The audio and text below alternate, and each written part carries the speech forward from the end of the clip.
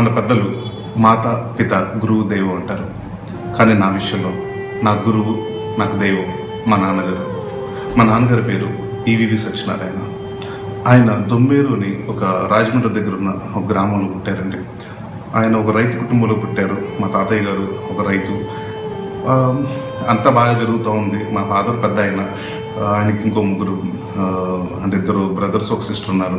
So చిన్నప్పటి నుంచి ప్రతి దాంట్లో మా ఫాదర్ అంటే మా తాతయ్య గారికి ఏదన్నా మాట సాయం కానివ్వండి, లేకపోతే ఏదన్నా సాయం అంటే మా నాన్నగారు ముందు ఉంటారు. ఆయనకి అంటే ఆయన ఫిలాసఫీ ఒకటేనండి. అంటే జనరల్గా ఆయన ఆటోగ్రాఫ్లో సంతకం పెట్టినప్పుడు కూడా నవ్వండి, నవ్వించండి, ఈవి సత్యనారాయణ పెడతారు. అంటే ఎప్పుడు ఆయన చుట్టూ ఉన్న వాళ్ళందరూ సరదాగా ఉండాలి, అందరూ బాగుండాలని కోరుకునే మంచి మనిషి ఆయన. సో ఆయనకంటూ సరదాలు ఏంటంటేనండి, సంక్రాంతుల్లో సినిమాలు రిలీజ్ అవుతుంటే అక్కడి నుంచి ఒక సైకిల్ అద్దెకి తీసుకుని ఆ సైకిల్ వెళ్ళి అక్కడ, ఎందుకంటే గోదావరి ఉంటుంది, అప్పుడు లాంచ్లో అక్కడ సైకిల్ స్టాండ్లో పార్క్ చేసి గోదావరిలో వెళ్ళి, అది గోదావరి లాంచ్లో వెళ్ళి అక్కడ morning show, matinee, first show, second show చూసి నైట్ ఒక 12 తర్వాత దొంగల బండి అని ఒక ట్రైన్ ఉంటుందండి. ఎందుకంటే టికెట్లు మళ్ళీ మా అక్కడ పార్కింగ్ సైకిల్ మొత్తం అంతా డబ్బులంతా అయిపోయి ఉంటాయి.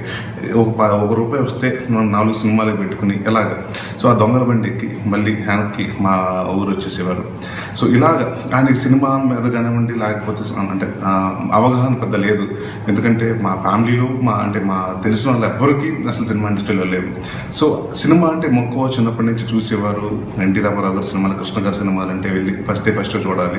సో ఇలాంటి అన్ని బాగా జరుగుతున్న క్రమంలో కొంచెం అంటే మా తాతయ్య గారు ఏదైతే ఉందో వ్యవసాయం చేయడం జరిగిందండి. ఒక 7 సంవత్సరాలు వరుసగా అంటే క్రాప్స్ సరిగ్గా పండగ పోయి మళ్ళీ ఫినాన్షియల్గా సో 7 years అలాగే ఇబ్బందులు పడి, అంటే ఒక 10 acres ఉంది, అలాగా తక్కువ అవుతూ ఒక 4 ఎకరాలు, 3 ఎకరాలు, 2 ఎకరాలకు వచ్చింది.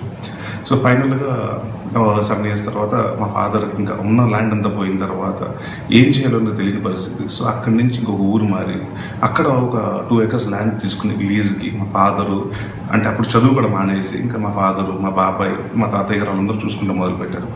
ఇంకా అక్కడి నుంచి చేసుకుంటుంటే ఒక నాన్నగారికి మ్యారేజ్ అయింది. మ్యారేజ్ అయిన తర్వాత ఇంకా ఉంటుంది కదండి, ఏం చేస్తారు కుర్రోడు అంటే, అక్కడ తెలిసిన వాళ్ళు ఎవరో మోడర్న్ రూఫింగ్ అని ఒక రూఫింగ్ కంపెనీ ఉంటే ఫ్యాక్టరీ మా ఊరికి 3 kilometers అక్కడ. సో అక్కడ జాబ్ ఇప్పించారు. 300 rupees 1 month నుండి శాలరీకి వెళ్ళారు. మార్నింగ్ వెళ్ళారు, ఈవినింగ్ వస్తున్నారు. బట్ ఎక్కడో ఆయన is not happy with his job. But ఏదన్నా ఇక్కడ చూస్తేనేమో 2 ఎకరాలు ఉంది, అది కూడా ఇంకా మొత్తం ఇంకా తగ్గిపోతూ ఉంది. సో ఇంక అప్పటికి మ్యారేజ్ అవ్వడంతో ఆయన ఇంకా మా తాతయ్య గారి దగ్గరికి వచ్చి ఒక డిసిషన్ చెప్పారు. నాన్న, నేను ఇప్పటివరకు అంటే బాధ్యత ఇప్పుడు మీరు వరకు మోసారు, ఇప్పుడు నేను బాధ్యతలు తీసుకోవాలనుకుంటున్నాను. నా లైఫ్లో నేను సినిమా ఇండస్ట్రీకి వెళ్ళాలనుకుంటున్నాను అంటే మా తాతయ్య గారికి షాక్. అసలు సినిమా ఏంటి, మన ఇంట అంటే అసలు ఎవరు లేరు దాంట్లో, అసలు ఎలా వెళ్తావు అంటే, అసలు ఒక ఫ్యామిలీ బ్యాక్గ్రౌండ్ లేకుండా, మనకు తెలిసిన వాళ్ళు ఎవరు లేకుండా ఇట్స్ నాట్ ఈజీ థింగ్. అక్కడ ఎక్కడో చెన్నైలో ఉండేదండి అప్పుడు. సో ఇక్కడి నుంచి నువ్వు చెన్నై వెళ్ళిపోయి ఒకటి ఎలా మేనేజ్ చేస్తావు అంటే, ఇలాగ ఈ డిస్కషన్ జరుగుతూ వద్దు కాదంటే మా ఫాదర్ వాళ్ళ ఫ్రెండ్ ఒక ఆయన ఉంటే వాళ్ళ అంకుల్ ప్రొడ్యూసర్, ఆయన దగ్గరికి వెళ్ళి నేను మెడ్రాస్ వెళ్ళిపోతాను రా, నాకు కొంచెం హెల్ప్ చేయంటే ఆయన ఒక లెటర్ ఇవ్వడం జరిగిందండి. సో ఆ లెటర్ పెట్టుకుని మెడ్రాస్ రావడం జరిగింది. నన్ను మా నాన్నమ్మ, మా అమ్మమ్మ వాళ్ళ ఇంట్లో ఉంచేసి నన్ను, మా బ్రదర్ని ఆయన ఒక్కరే వచ్చారు ఇక్కడికి. వచ్చిన కాడి నుంచి టెన్షన్స్ అండి. అంటే ఇక్కడికి వెళ్ళారు, వచ్చిన తర్వాత ప్రొడ్యూసర్ రిసీవ్ చేసుకున్నారు, అంతా ఓకే. బట్ ఇప్పుడు ఆల్రెడీ సినిమా జరుగుతుందమ్మా, నెక్స్ట్ ఏదైనా చూద్దాం, 1-2 months తర్వాత. ఎక్కడికి వెళ్ళడానికి తెలియదు, మెడ్రాస్ కొత్త సిటీ, తమిళ్ రాదు, ఎటు చూసినా అంటే అందరూ కొత్త మనుషులు, అంత కొత్త ప్రపంచం. సో అక్కడ ఒక ఆఫీస్ బాయ్ని పరిచయం చేసుకుని, బాబు అంటే ఒక పని చేస్తాను సార్, వెళ్ళిపోతారు కదా 12ంటికి వెళ్ళిపోతారు కదా, సిట్టింగ్స్ అంతా అయిపోయి రాత్రి, దాని తర్వాత నేను పడుకుంటాను, పొద్దున్న మేనేజర్స్ ఒక 4-5కి వచ్చేస్తారు కదా, ఈ లోపల నేను లెగ్స్ వెళ్ళిపోతాను, నాకు పడుకుంటానికి స్నానం చేయడానికి ఒక ప్లేస్ కావాలి. సో ఇలాగా మా ప్రొడ్యూసర్ తెలియకుండా 1 month ఉంటే, ఒక రోజు ఎప్పుడు ఆయన చూసి నువ్వేంటి ఇక్కడ ఉంటే, లేదు సార్ నాకు ఉంటాను కూడా ప్లేస్ లేదంటే, అప్పుడు ఆయన గెస్ట్ హౌస్ ఆయన ఇంటి దగ్గర తీసుకొచ్చి ఒక రూమ్ ఇచ్చి అక్కడ ఉండమన్నారు. సో అప్పుడు మా ఫాదర్ని ఆయన మన డైరెక్టర్ దేవదాస్ కనకాల గారు పరిచయం చేశారు. అది ఇంకా అక్కడి నుంచి ఆయన సినీ ప్రస్థానం మొదలైంది. సో అక్కడి నుంచి అంతా స్మూత్గా జరుగుతుందండి.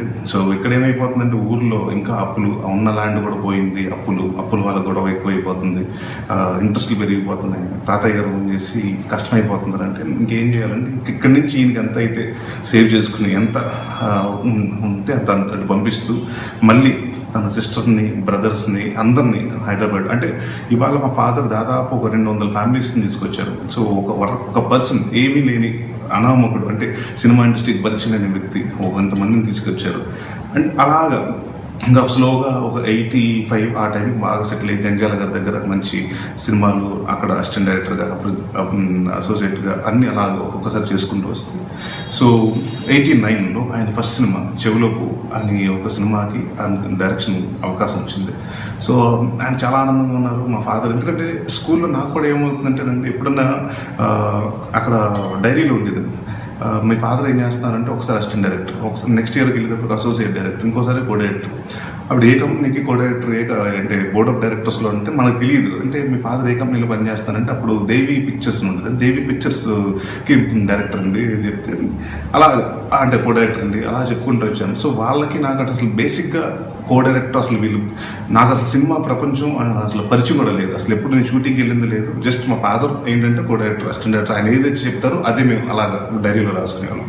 సో ఇంకా అక్కడి నుంచి ప్రస్థానం స్టార్ట్ అయ్యి ఆయన 89లో చెవులోపు ఉన్న సినిమా తీశారు.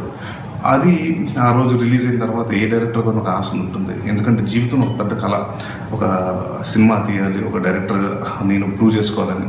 సో వెళ్ళారు. రిలీజ్ రోజు నుంచి మొత్తం కొంచెం డివైడ్ టాక్ వచ్చింది, అక్కడికి వెళ్ళేటప్పుడు ఫ్లాప్ టాక్. సో మీ అందరూ చెన్నైలో ఉన్నామంటే ఆయన వైజాగ్ నుంచి హైదరాబాద్ వస్తున్నారు, చెన్నై వస్తున్నారు.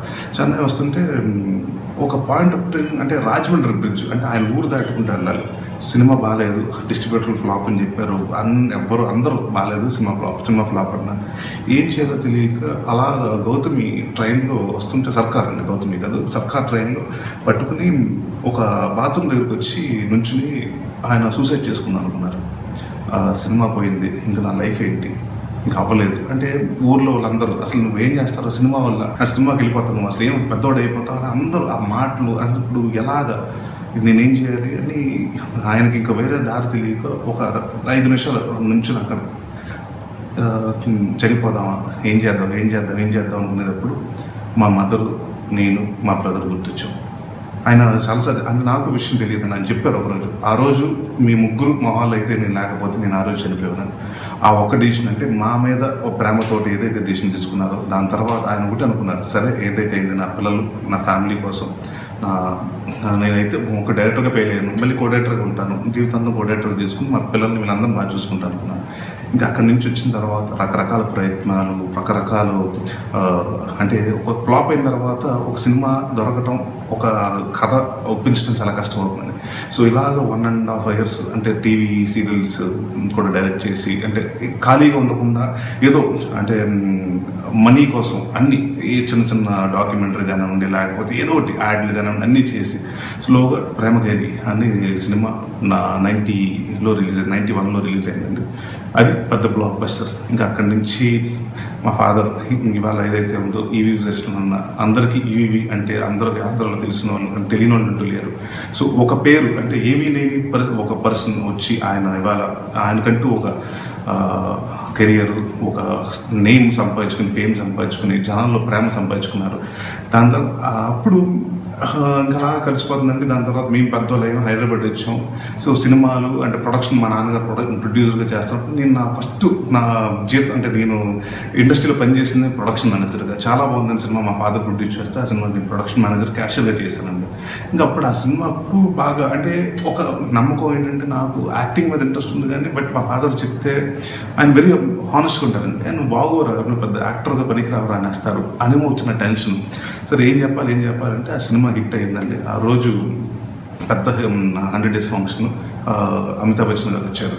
సో ఆ రోజు అమితాబ్ బచ్చన్ గారు వచ్చి ఎవరో పరిచయం చేశారు, సార్ ఇలా ఈవీ సచిన్ గారు అబ్బాయి అండి, ఈ సినిమాకి తన క్యాషియర్గా ఎగ్జిక్యూటివ్ మొత్తం ప్రొడక్షన్ మొత్తం దాన్ని చూసుకున్నాడండి. అంటే బాగున్నాడండి, ఈ అబ్బాయిని హీరోని చేయొచ్చు. ఫస్ట్ నా లైఫ్లో కాంప్లిమెంట్, నన్ను హీరో చేయమన్న వ్యక్తి అంటే మీరు బాగుంటాడు అని చెప్పింది అమితాబ్ బచ్చన్ గారు. అప్పుడు ధైర్యం వచ్చింది, ఎందుకంటే మా నాన్నగారు పెద్ద ఫ్యాన్ అమితాబ్ బచ్చన్ గారికి. అమితాబ్ బచ్చన్ గారు చెప్పేశారు కదా అని మా ఫాదర్ చెప్పారు. నాన్న లాగా అనుకుంటున్నాను, నాన్నగారు లాగా అంటే ఆలోచించి